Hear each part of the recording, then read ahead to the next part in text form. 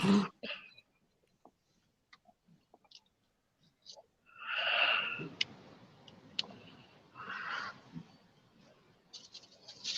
and welcome to another episode of Brothers in Orange and Blue. I'm your host and brother Zachary Smouse, and these are my brothers Duke Boynton and Terry Rattle. What's up, Bronco fam? What's up? Here we are. Another beautiful Thursday evening. Like, share, and subscribe. Like, share, subscribe. Yeah. Dude's way better at talking than I am. Sometimes. I get tongue twisted. It's like and people are like, what did you say? Like, share, subscribe. Okay, so I read backwards, forward to back, so okay. All right, brothers, how have you been? Terry, how have you been? Zach, awesome, how have you man. been? Nice. Awesome. Windy is a mofo up here this week. Still, huh? Oh, yeah. Yeah, signs blowing around. Local small fast kids, food place. Dogs, animals. Yeah, pretty much. Yeah. Anything that's not tied down. But, it's pretty nice out this evening, though. Nice. Plus, hey, I get to chill now with you guys, so it's the best Amen part. to that. Amen to that. That's what we want to hear. Part. That's what we want to hear. And Zach's here with us too. Yeah. Yeah. We love him to death. Go ahead, Zach.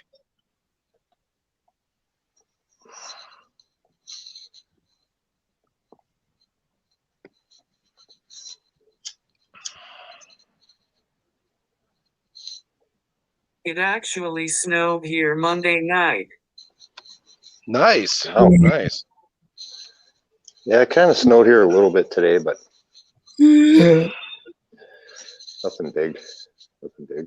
What weather is what weather does. Yeah. Let me rephrase that. Let me do it in my Forrest Gump voice. Weather is as weather does. Oh boy. God. Terry, take this first question, buddy. Hey, will Paton help us be patient with Drew Lock to develop into the quarterback we think he can be? He's gonna take a long, hard look at Drew Lock. He has to. He, his introductory presser, he made the old kind of cliche. Well, I haven't checked the tape out yet. I'll get into the tape. We'll get into the tape. Right. Okay. We'll see. I mean, says he wants to be aggressive but not reckless. Right. I think trading Drew Lock's number of first-round picks for one number higher than him from a team down in Texas is I think that'd be reckless. No, I don't think so either. That'd be totally reckless. You want to draft and develop, and you start off by trading three first-round picks or however many first-round. That's you can't say you're going to draft and develop if you go ahead and turn around and do that. In my opinion, right. I agree. I mean, but what we're looking at is what does Paton bring to the table? And that's something that I'm really, really interested in seeing. George Paton very well may be the best dude out there for our team, but unless he proves that over the next, 4 or 5 months, 4 or 5 weeks almost.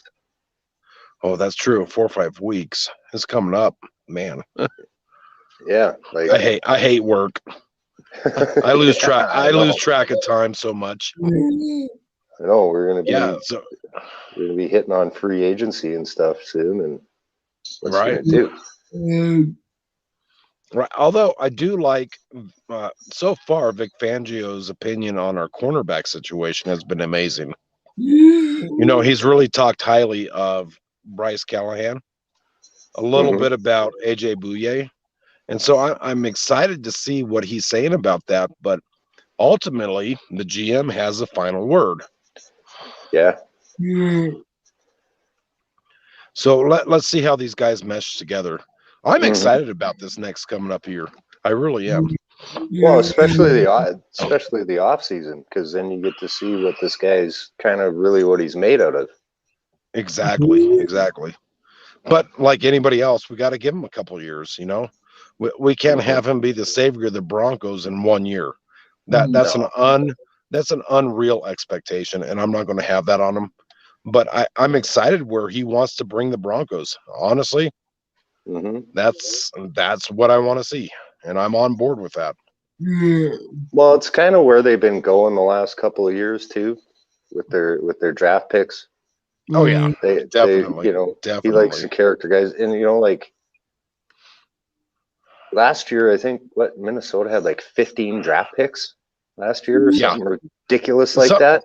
something ungodly. That was ridiculous. So, and I wouldn't mind seeing a draft where we trade down,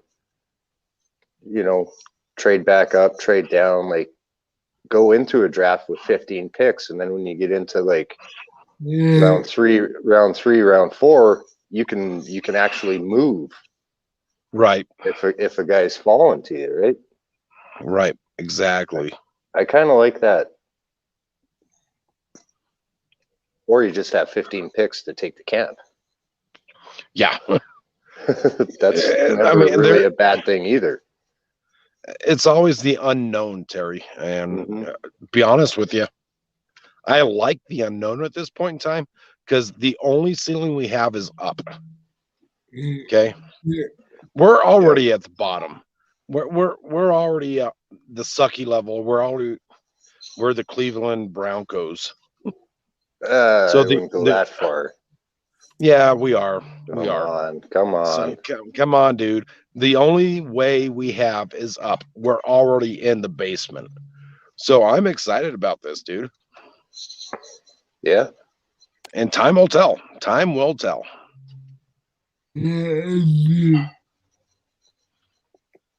Right. Zach, what you got?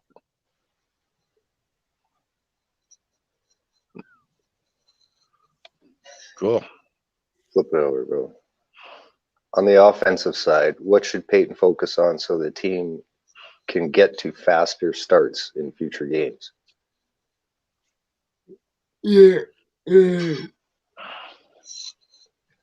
It's that's kind of tough because really they have like at the talent positions, they're pretty good.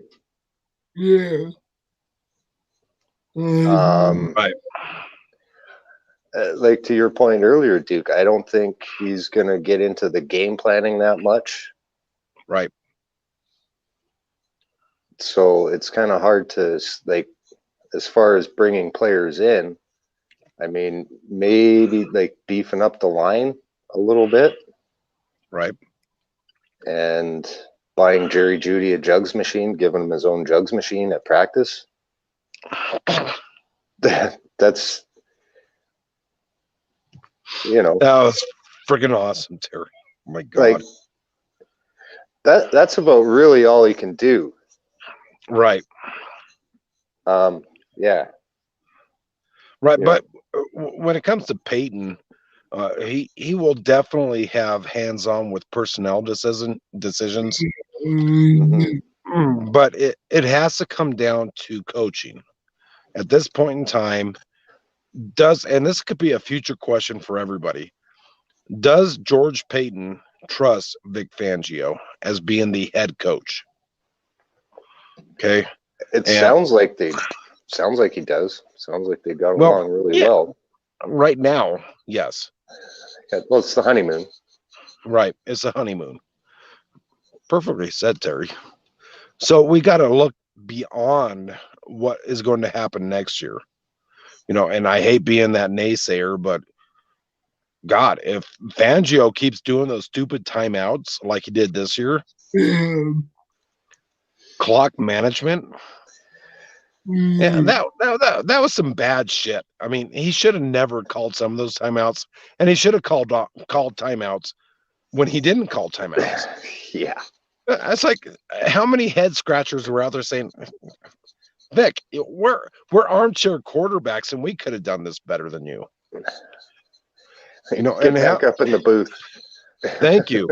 How many of those tapes did George Payton watch of Fangio doing that? So yeah, you're right, Terry. This is a honeymoon session. You know, they're doing the, hey, how are you doing? Placating each other.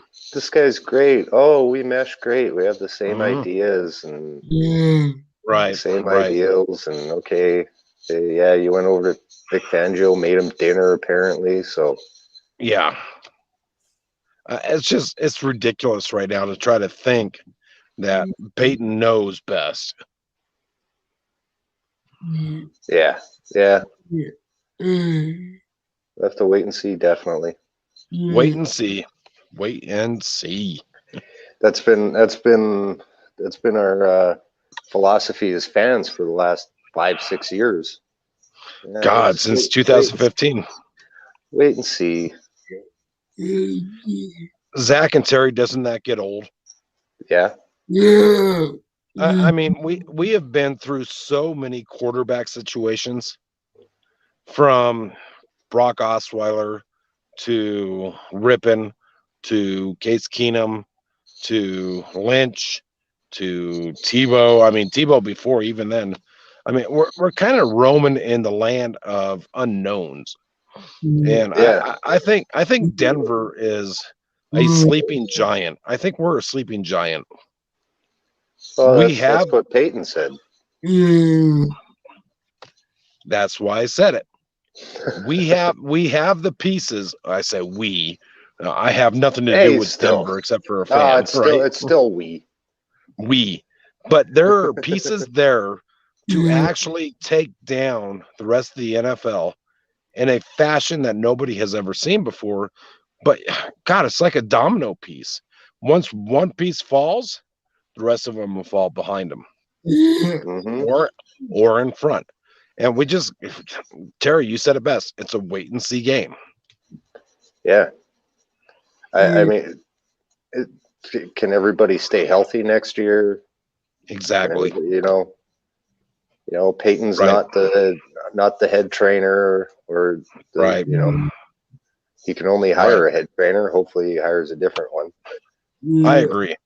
And a different special teams coach. Yeah. Other than that, I think you almost have to give Shermer the benefit of the doubt for a year.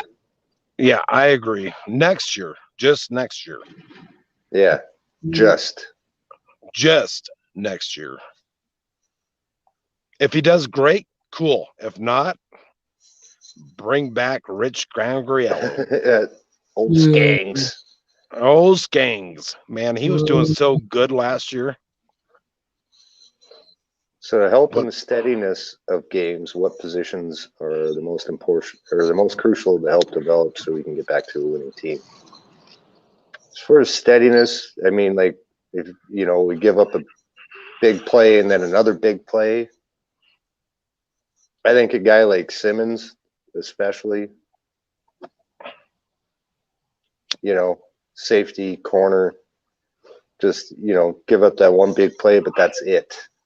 Right. Like, if you let them get out of your own end zone, get a sack the next. So defensive line, right? If the D line lets them get out of their own end zone, sack the quarterback at the 2 the next play, please. Right. Like, but Terry, there's one problem that I have with that, is that every down doesn't have to be a sack. No, it doesn't. And that's why I'm bringing in this, is because you sack the quarterback all the time, you can't get interceptions. Right. Or Shelby Harris, that he bats those balls down. there's so many facets to this game that are not even, unless if you're just watching the game, you see plays happen and progress as they're happening. But like us, we're watching each and every individual on that field at that time. And it's amazing to see the Raptor, right? AJ, he's coming in, right? And you see Josie Jewell, and you see Shelby Harris, and you see, all these players coming in and mixing it up and doing something different. That's why Denver's defense was so underrated last year. And we got to build on that. And I would love to see Denver just take it to the next level on defense, because the defense won in 2015. Yeah, that's right. That's right. Well, And hindsight's 2020. Our defense won Super Bowl 32. Oh yeah, and Super Bowl 33. Absolutely. Not taking anything away from Elway or Terrell Davis, but I mean, right? Oh they ran the snot out of the ball and played good defense. That's right. That's right. John Elway only had to make a couple of big throws a game. That's right. That's right. Yeah. I rewatched Super Bowl 32 a couple weeks ago, and on the Green Bay Packers sideline, they were calling the Broncos, this is the Indianapolis Colts. They're just the Colts, right? They were disrespecting us on the sideline. What they didn't see was Denver's defense was destroying Brett Favre.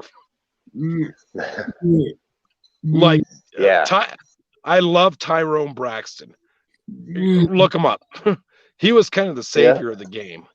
But that's how it works, is the defensive pieces came together one after another. It's a domino piece all the way through. And so that's where I think Vic Fangio could come in and say, our offense needs to be but our defense needs to be hoorah. Yeah. Just my opinion.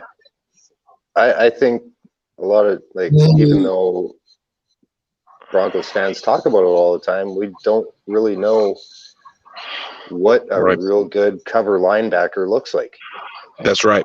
We haven't since the tight ends started coming out. Really, we had Trevathan and Marshall did okay. Trevathan was awesome. Yeah.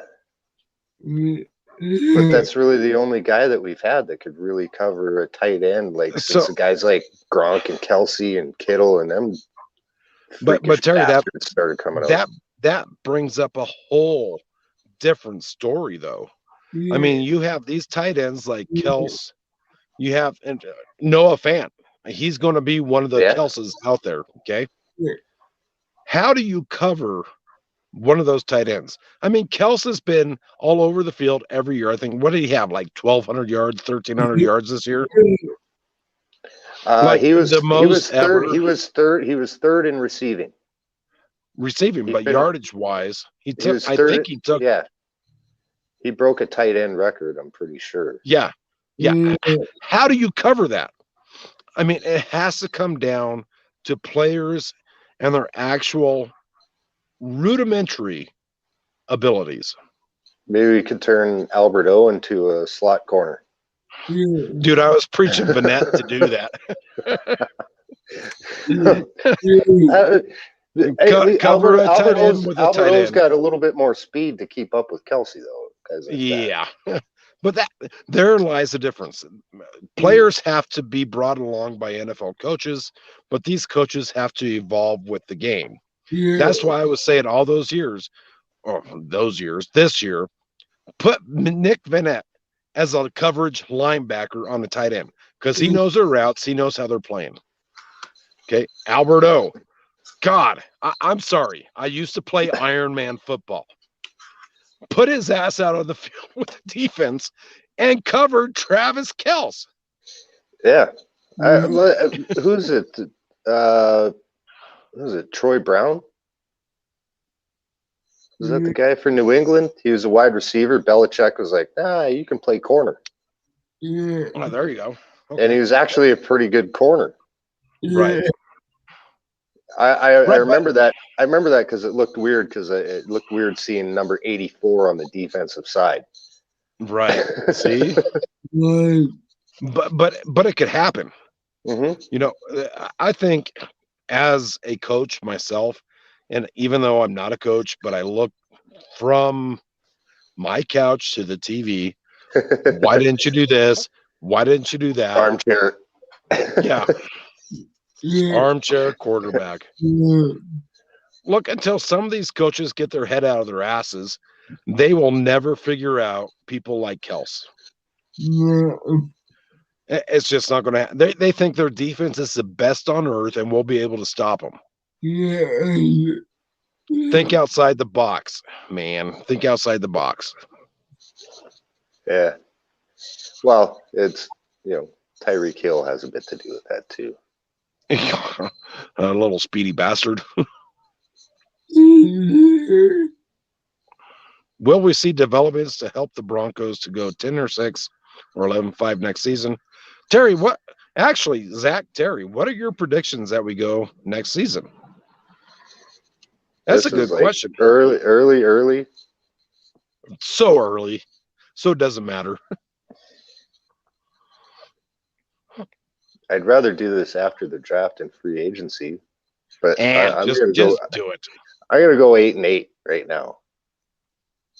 Okay. That's where I'm at. I'm at 8-8. What's up, Zach? I'm wanting 9-7. 8-8, 9-7. Well, actually, 9-7 gets us into the playoffs. That's for sure. Maybe, possibly. So, yeah. New NFL. As long as we're both 8-7 going into the last week against the Raiders. Right. Always a against battle, the Raiders. a battle of two 8-7 teams. Right. Winner goes to the playoffs. Right. Loser looks like Chucky after a movie. I freaking love that. The biggest thing that I want to see from Denver next year, and we don't have to beat them. All we have to do is fight them, is the Kansas City Chiefs. Absolutely. I don't want these 20-point losses anymore. Well, we got it to within 6 the one game, right? Yeah, but I want to see that consistently, though, Terry. At the same time, like even at 6 points, man, can we do that? We almost had it. Yeah. Horseshoes and hand grenades is only where almost counts. Right. I am, to be honest with you, as a Bronco fan, I am sick and tired of after the first quarter, the game against Kansas City is already over. Yeah, okay, who else is playing? Is it a good game? Right. Yeah, that's when we start getting on the chat. Okay, who else is playing? This game is over. I want to see Denver bring it to them. Like I said, we don't have to beat them, just fight them. Yeah. And that's what I want to see. I want to see that fight. I want to see Denver players ripping off the helmets of Kansas City Chief players. Bring back the old days when that was a great, colossal matchup. Players getting at each other's throats, throwing punches, taking helmets off, throwing them. You don't want to be throwing punches because you get kicked out for that now. That's okay. I'm all right with that. I'm okay with like a 15-yard. I'm okay with like a 15-yard. I am too, but I want face mask. I want to see that fight, though, Terry. And there's been no fight, no heart when it came to Denver against Kansas City, and that's disheartening to me. Kansas City and the Raiders. San Diego is always okay. We're playing San Diego. High five at the end of the game. Okay, but Kansas City and the Raiders. Are you kidding me? It was always a slug out fest, and that's what I want to see again. Scrum for a loose ball. You kind of want a guy who's going to try and gouge guys' eyes in that scrum. Try and break their pinky. Yes. Shit like that. Yes. Like just, yes. you're probably not going to get a penalty for it, but the other team's going to fucking hate you. Right? That's what I want to see. It's those. That's obviously being a hockey fan, you love those guys that are just sneaky that way. Right. They're sneaky. They get their knuckle in there and just piss the other team off constantly. Yep. And like every other fan base hates them, yet you'd ask them if they trade for him. Oh hell yeah! Right. In a minute, in a heartbeat. Oh yeah. Like we need one of those guys. Oh yeah. Yeah. But in the same token, though, Terry and Zach, I'm going to ask you, where's the fire in Denver's belly when it comes to playing KC? Where's that fire? Where's that fire? They get up for the Raiders, kind of. That last game, they showed a flicker, a fire against those Raiders, and I was proud. I was proud of them. There was a flicker of fire there, but the Raiders will never be KC right now. So I'm going to always compare our games to KC. Yeah. F-U, KC.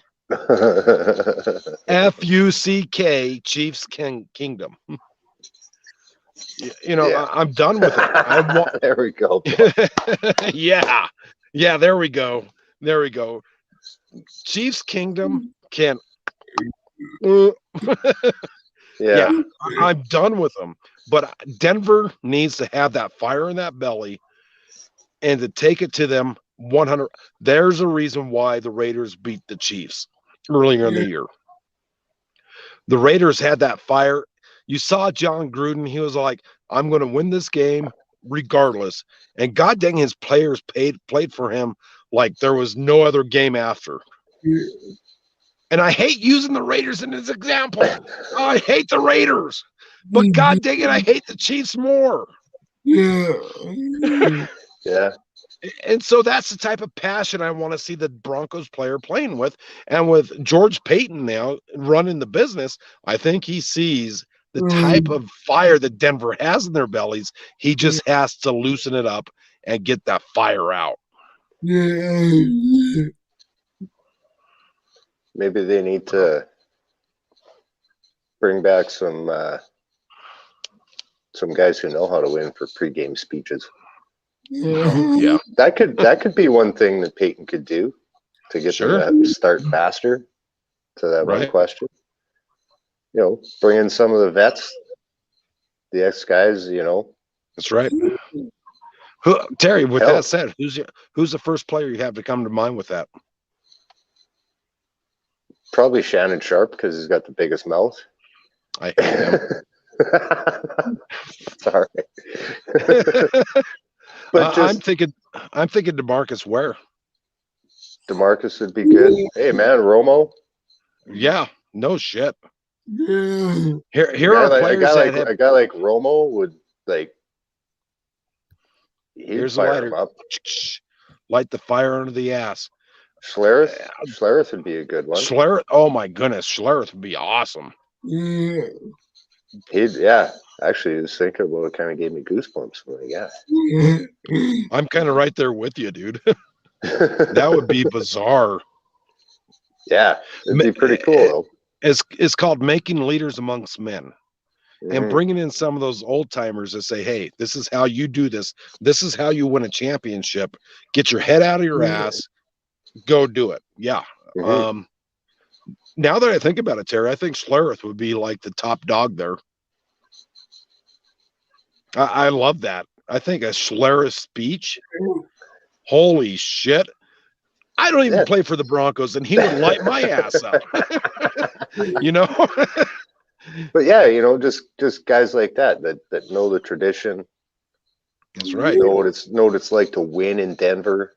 That's right. But do you think that George Paton will have the nerves to bring somebody in like that? You never know. He says he wants to be progressive and forward thinking and right. God, I think that'd be cool. Talk about Like, talk about bringing the Bronco country together. If he brings an old timer in and says, "Hey, look, here's what I'm doing here," Bronco country would be like, "Oh, this guy's freaking serious." I even think Jake Plummer would be a good pregame speech. Amen to that. God, freaking yeah, freaking spot on, Terry.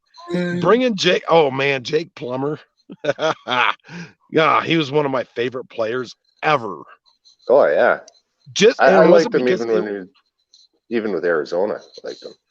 dude, even outside his play, he wasn't the best quarterback ever, but god dang, we could relate as fans to him. Yeah, yeah, he's There's human. a reason why I still have his Plumber jersey. Awesome, bro. Yeah, I love that jersey, and I haven't worn it since his day, so it's in mint condition.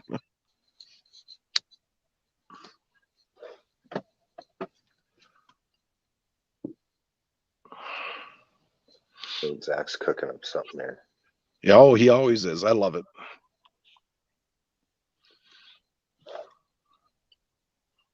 His mind's always going 24/7. I can't even keep up with Zach.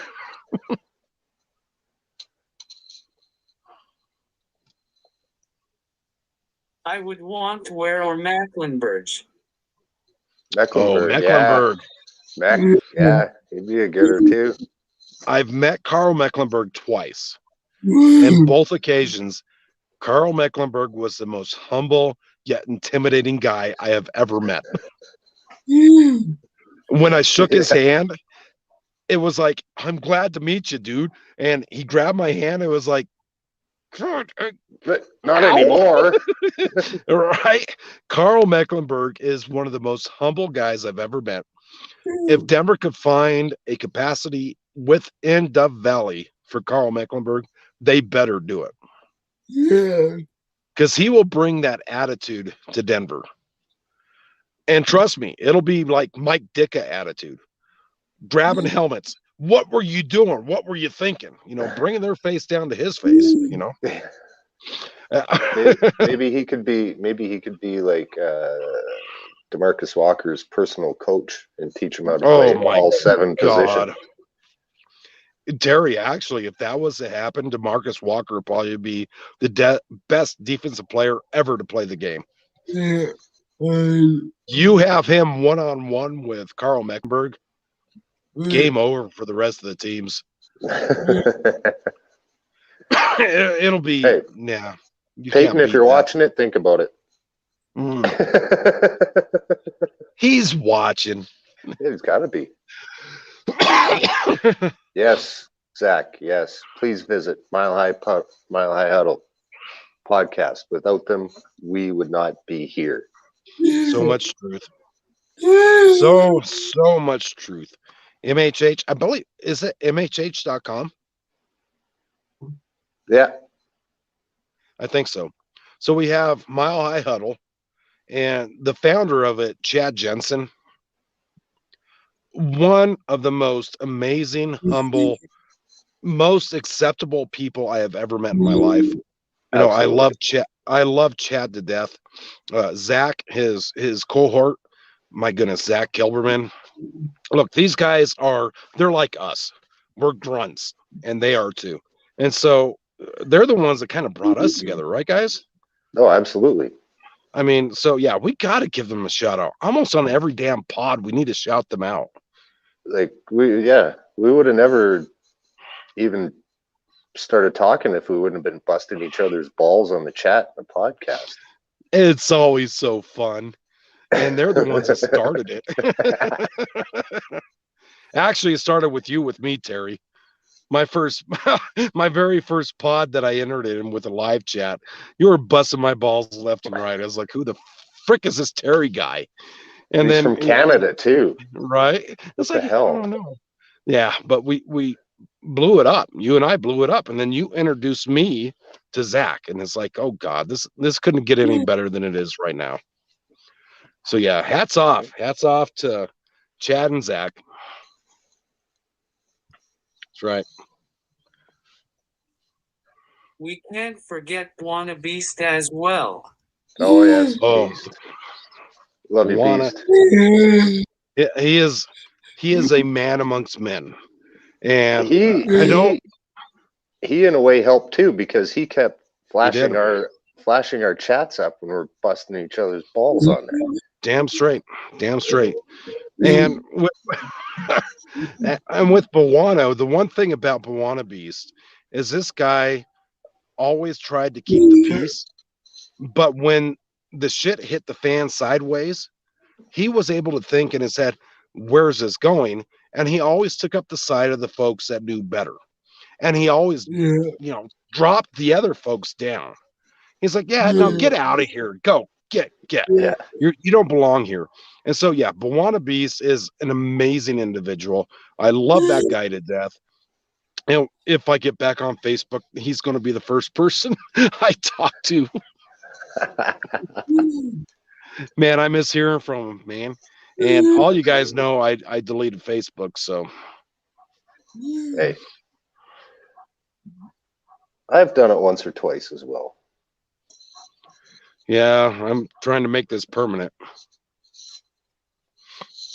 Cold turkey's so hard though, like I told you before. Right. Yes. Please do go like, share, subscribe. Right.